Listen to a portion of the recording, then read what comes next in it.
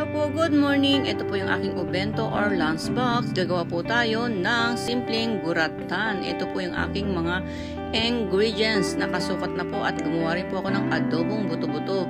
100 grams ng pasta at maglalagay tayo ng asin. 8 minutes po ang paglaga sa pasta. At ito na po ang milk.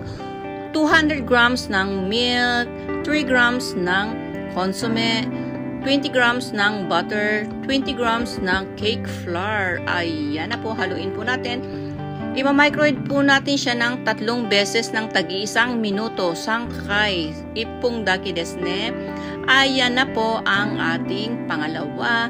Paging nagpangalawa po, ilalagay na po natin yung sausage at yung sibuyas. Ayan na po, ganyan na po yung kalapot ng pangatlo. At tatanggalin po natin ng tubig para hindi po magtubig ang kanyang white sauce. Ilalagay po natin sa lalagyanan at lalagyan po natin siya ng cheese. Saka po natin siya i-oven toaster para maging gurata na po siya ang kanyang kalalabasan. Ayan na po, at ilagay na po natin yung adobong buto-buto. Tinanggal ko na po yung buto para madali na po siyang kainin. Ayan na po sa mga papasok. Kyotsuke kudasai, tirashaimase, kigashina yoni, kyomo ichinichi gambarimasho. See you tomorrow. Bye-bye. God bless po. Maraming po salamat. Thank you.